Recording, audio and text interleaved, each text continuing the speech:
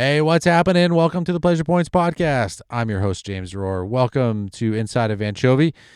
In here with Anchovy with me is my Pearl toothbrush. You can find them on Instagram at Brush with Pearl.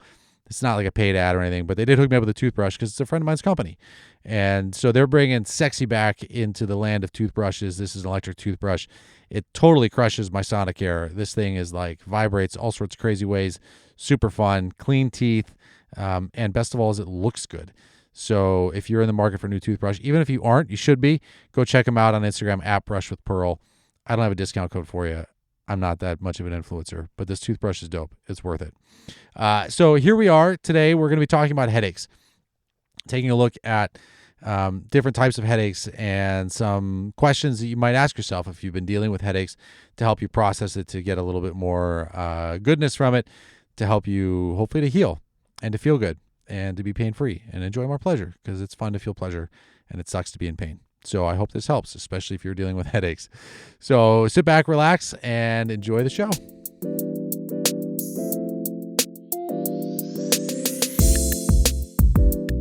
Yeah, baby, here we are. Welcome back to Anchovy. First flaw we've encountered since recording in here, which is it's pretty damn cold outside. I can't believe it's still cold. You know, when we moved here back to the Midwest, lovely outside of Chicago, technically Indiana. Go Hoosiers, I guess. Or as what my son likes to call them, Hoosiers. I always remembered spring being the worst. Winter, like, you're in it. You're just like, yeah, it's cold. Days are short. Like, it sucks, whatever. It's like you're just in it. This winter was actually really pretty. It was a ton of snow, so everything stayed really white, which was cool. But man, it's springtime, and lo and behold, this spring is not disappointing. It is middle of May, and it is still cold, and it's confusing because it's like light out now to like 7:30, almost 8 o'clock. It's got like real hardcore, like sort of summertime vibes, but man, it is still like in the high 30s, 40s, low 50s maybe. It's fresh, and so that means it's fresh here in Anchovy. I had the car running to turn the heat on, but without really driving around, it doesn't get too hot. And running a space heater in the van, I suppose, is possible. But it's better to do that from shore power, like where you're plugged into the house or something. We've done that when we were camping like up in Breckenridge at altitude in the winter, which was great. But I don't really want the neighbors to know like what's happening in here. So I don't want to have like an extension cord running out because we live in a place that's got an HOA. So that's exciting. So we've got like spies everywhere. And I don't think we're like breaking any rules with our Anchovy here, but like it's kind of borderline. It's a giant white van in our driveway. And RVs are definitely not allowed, so it's not really an RV. Now we're a recording studio. We're like an RS. So yeah, here we are. I'm bundled up. Hoodie, vest, all the things. I hope where you are listening to this, it is lovely and that you're enjoying the weather and that you're feeling peace and happiness despite whatever might be going on in the news cycle when you're listening to this episode. Yeah, awesome. So super stoked to be here. We are in the middle of our Exploring the Energy Body course, and that's just, activating and igniting all sorts of fun things in me. And one of the things that I've been thinking a lot about lately is the importance of, like, when you're approaching the body, when you're approaching yourself and exploring, like if you're building off of the last week's podcast about kind of the body dialogues and talking to your symptoms, that one of the things that when I keep this in mind, my life tends to be much, much better. My relationships with others tend to be much better. As a practitioner, I'm a better practitioner. And the word that comes to mind is reverence. That when I bring reverence to exploring my body, or like connecting with patients or oils clients, or even just like, any interaction, even with strangers, is that when I'm in a state of reverence with them, with myself, and approaching from this place of gratitude, of wonder, of humility, of just being able to be like, my gosh, how great is it like to be alive? How great is it that like I'm even here on this planet right now, breathing in the air, feeling one day again, feeling the sunshine, feeling the rain, feeling that cold wind, just the opportunity to be cold, right? Or to be warm, whatever it might be. To be able to have that kind of reverence really changes the relationship that I have with my body, with the moment, and it helps immediately to put things in perspective. And when I'm thinking about the intuition and connecting, there's just something about being reverent that changes. It sort of opens the portals. It opens up that connection. It clears away some of the ego drive and the what's in it for me and I have to get this figured out. That kind of like solution-oriented approach. Reverence and curiosity kind of for me go hand in hand, where the best kind of curiosity is one that comes from a place of reverence and of appreciation. And I haven't read the studies. I would imagine there's something that's out there, and maybe if there isn't, then someone should do it. But the ability for us to take in more information, to literally see more things when we're in a state of reverence and humility, as opposed to just like unconscious living, or just like scrambling around. And as we're talking about what is your body communicating with you, or what are you feeling if you're an energy worker, or even a yoga practitioner, yoga teacher, and if you're doing an adjustment on somebody, especially, what are you feeling in their body? What are you feeling as you approach them? If you're single and you're dating, what are you feeling when you shake their hand, or when you first meet them, or you give them a hug, or sitting across from them at the dinner table? There's just so much more information that we can take in when we're not making it so much about ourselves, when we turn down the volume on that ego drive and just come from a place of like, wow, here we are. Like, this is amazing, or it's terrible, and that's okay too. Not everything's going to be all like nice and roses and whatever. It's okay if things are hard and challenging, but just to be able to sit with that. And this really was kind of driven home during some sound meditations that I did a few years ago, where in order to really like take in the full gambit of experience, especially with the tuning forks, the singing bowls and gongs, to be able to follow a particular wavelength and to follow a particular note, like from the onset of which you hear it, and then like watching it and feeling it and following it, tracking it until it fades out. There's kind of there's a wonderment that has to be approached. You have to kind of go into it with that, to be like, well, let's just see and observe and hear and feel what this is like. But if you're listening and thinking, about a million other things, or, this is stupid, or I can't hear one note, or, when is this going to be over? My back hurts. I'm tired. Like all of that other stuff, then we miss that opportunity. We miss the sacredness that's available to us in each moment. And really, that word, the reverence is a good one for me to come back to. It for me, that word really helps me just to like get centered again, and to be present, and to be open, and to realize again that this isn't about me, and that we're all in this cosmic web together, and that I can regulate my energy field. My energy field can be regulated, pretty well. But there's still no escaping the fact that the movements that you have, the thoughts that you have, the actions that you take are going to impact me in some way. Maybe a super subtle ripple, but it's happening, and these things happen, and we're all interacting with each other all the time. And it's good. I think it's healthy to be reminded of that, especially like when I'm watching the news and social media and whatever, and just see how polarizing everything is. It's like, whoo, baby, it's like everything is like this side or that side, and like neither side makes any sense. So many sort of double standards, and the irony is thick when you look at kind of both sides of these things. And so when I just come back to being reverent and having gratitude, trying to appreciate life as much as I can, as often as I can, it generally leads to better things. And that same approach is super important if you're going to be engaging in this kind of, body talk or body dialogues conversation. If you are having some symptoms, if your body is adapted in a way that is leading to greater discomfort for you, there's an opportunity to dive into it and to explore and to say, what is happening? What am I noticing? What am I feeling? What is the sensation? What might the message be? Not so much going into it as like, why is this happening to me? I have to figure this out. I need to improve.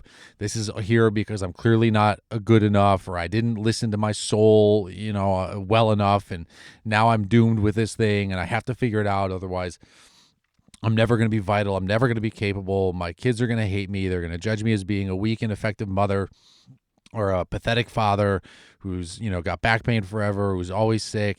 My friends stop inviting me out because I'm, never healthy enough. I always turn them down anyway. And on and on and on and on. And these things go on. And I lived it for a long time. And then these are, I've treated, thousands of clients over the last 20 years. So I understand the dialogue that can come up. And that dialogue is so damaging to our healing process. And being able to honor your body, approaching your mind, body, soul, spirit, whatever, in this moment and the next moment with whatever pain, discomfort, adaptation, resistance that it's feeling, being able to approach it with some reverence, to go into the body with some of that curiosity and to explore, what is going on here? What am I feeling? What are the threads here? What might this door be that's opening, right? Or another way is, I've liked to say over the years that our symptoms are like springboards that we can use to dive into our greater consciousness, to explore, to swim around, to poke around a little bit and to see what the message is, to see if there might be something that is worth uncovering that might perhaps help us to, readjust, to recalibrate, to realize that we can report a better, more honest assessment of what's going on, that in this moment, I might not actually be dying. In this moment, I might actually be feeling pretty good. So even though I've been diagnosed with quote unquote a chronic illness, in this particular moment, I'm feeling pretty good. And that's a nice thing. And I'm going to celebrate that. I'm going to report that up to the Creator. I'm going to report that. I'm going to sing the song of that in this moment, feeling well. I'm going to appreciate it with reverence, because this might not always be that way, right? And just because we have symptoms, just because there is some resistance and adaptation that's happening, doesn't necessarily mean that you're bad, that you're wrong, that you've screwed up. It might be precisely the thing that you or your karma needs in order to help you to achieve whatever outcome it is you're here to achieve in life. The lesson that you learn or the adjustment that you make might be precisely the thing that helps you to live to be 120 years old and, see 5 or 6 generations come after you, whatever the case may be there. And so I thought I would kick off, exploring some of these symptoms, just kind of giving an idea of what some of the thoughts are that I've had that are sometimes based in Chinese medicine or different energy things. And other times it might just be stuff that I'm feeling right now when I say it. So I want to talk about headaches. Headaches are super common. I'm not going to be getting into the Western analysis of it. There's so many different types of headaches. There's migraines, there's tension headaches, chronic headaches, sinus headaches, and all things things. We're just going to talk in general kind of about headaches and break it down into 4 different things to look at, 4 different parts, if you will. And in Chinese medicine, this is, it's really clear that there's 4, we kind of break headaches down. If someone says they have a headache, one of the first questions that I'll ask is, well, where is your headache? Is it on the top of your head, the front of your head, sides of your head, or the back of your head? And where that is can give me some indication as to which of the meridians or the pathways of energy flow in the body is most affected or more likely to be involved in the creation of this discomfort. Chinese medicine says where there's pain, there's no free flow. Where there's free flow, there's no pain. So I want to know, okay, well, where might this discomfort be? Because that might indicate that the chi, the energy, is stuck there, leading to a lack of flow. And, where, in which meridian there is this dysfunction or this lack of flow is a valuable piece of information. And so we're going to use that in case you're dealing with headaches and you're not necessarily available to run to an acupuncturist, so you don't have your essential oils with you. To be able to ask yourself, some questions to just explore. These are just ideas to consider that may yield some fruit. There may be some meat on the proverbial bone that helps you to look at yourself a little bit differently and realize that perhaps the message that you were sending to the universe didn't have all the information. That perhaps the message you were sending wasn't entirely accurate. Well, maybe it wasn't even true. And so now your body was responding with some discomfort because the message that you were sending wasn't exactly true. So for instance, the top of the head. Headaches on the top of the head in Chinese medicine tend to be related to the liver meridian. The liver is the energy system that is related to like making plans, seeing plans through. We consider the liver kind of like the general. So it makes sure that everything gets done. There's like an order, there's a system, there's a way. And the liver kind of energy is like, I'm going to get this done no matter what. Like it's just really focused all the time on like, this is what's happening. We're doing it no matter what.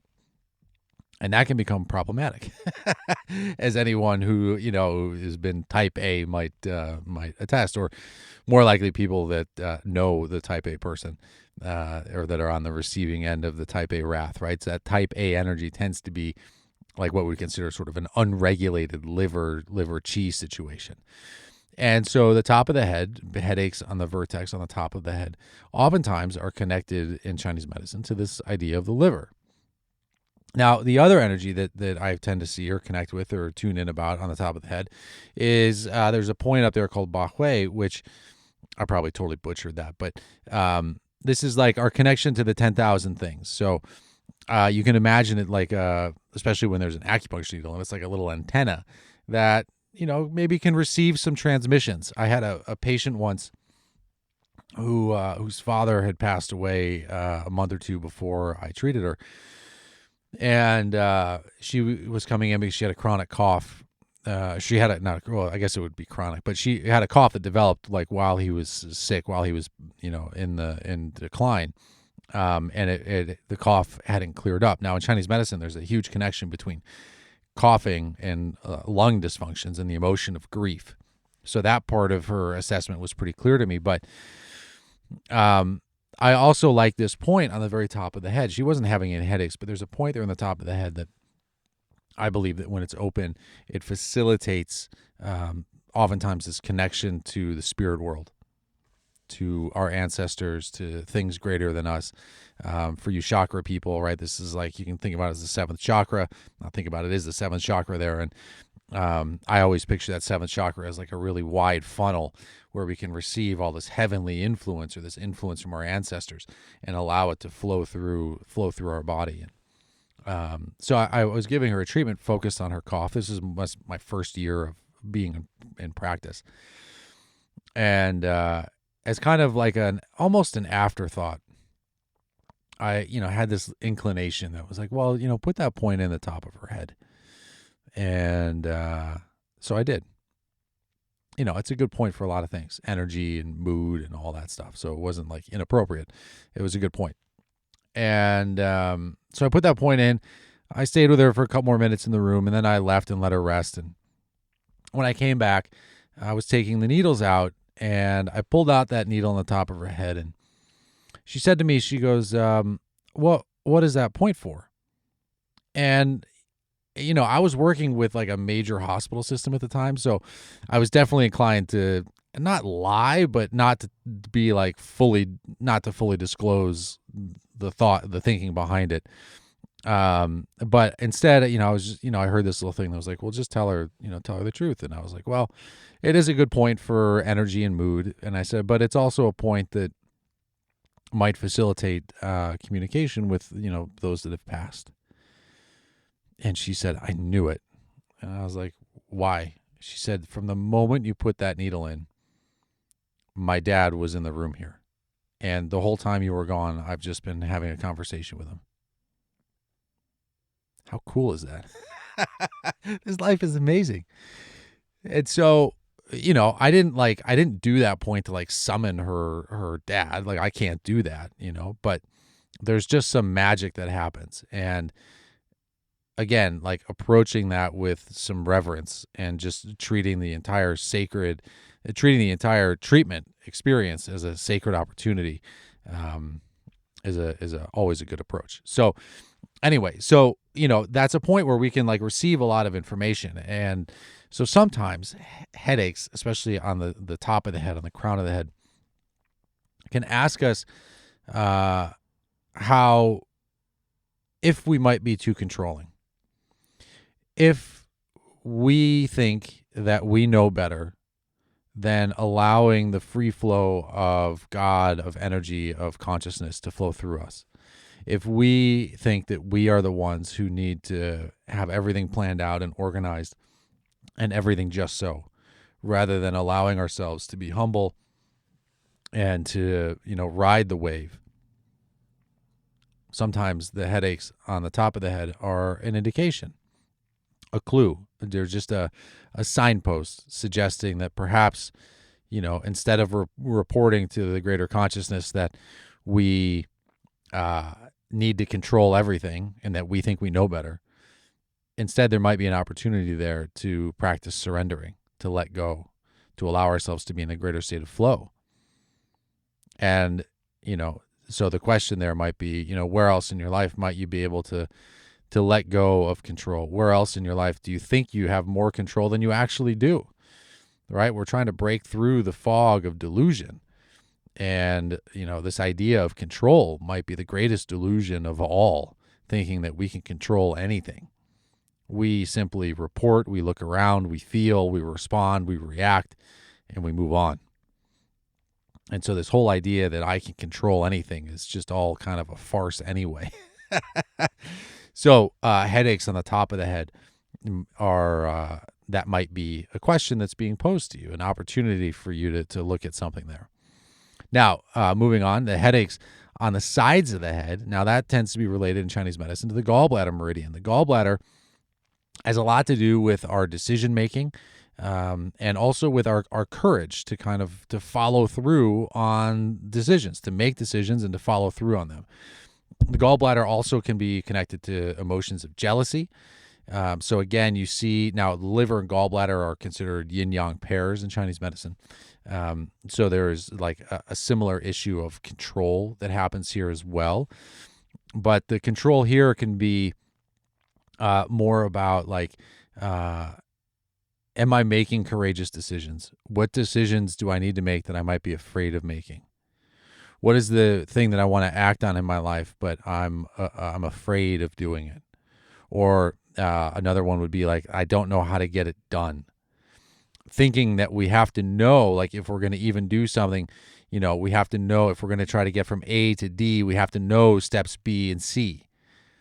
Instead of having the courage to say, D is where I'm going to live. D is what's going to happen. I'm manifesting, I'm working at this. This is going to happen. And being okay with not knowing what B and C are in order to get there.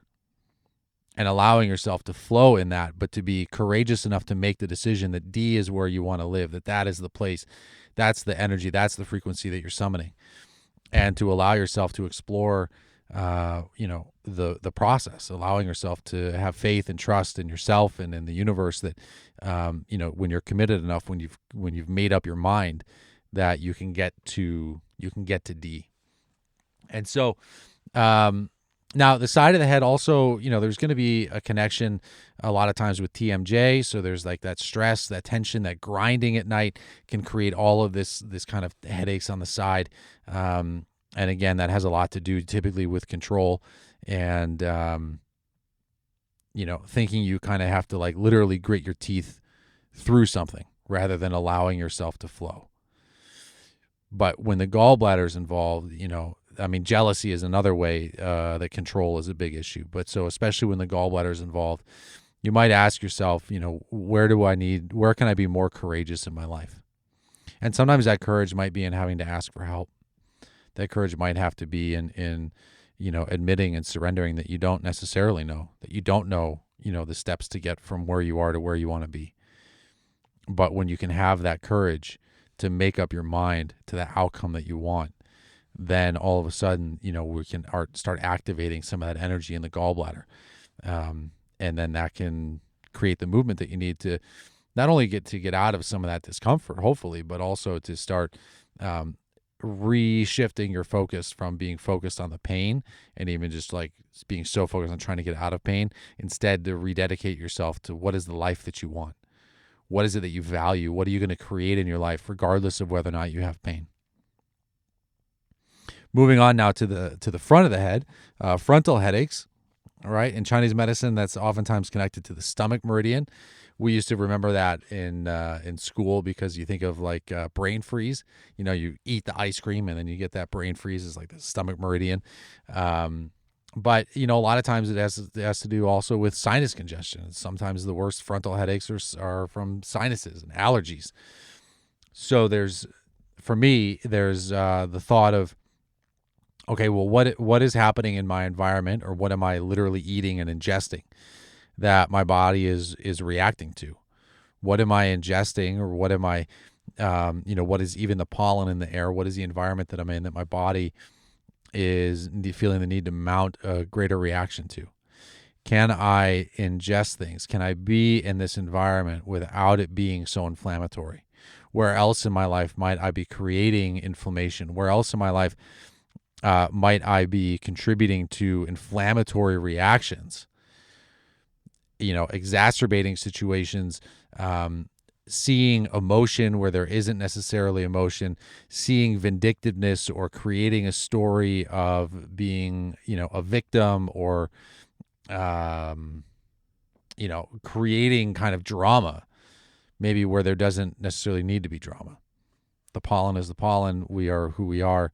We can eat what we can eat. So it's like when the stomach is working well, it's able to take things in and process it without creating phlegm, without creating extra congestion, without feeling like we have to, be all kind of knotted up and stuck in order, to keep living.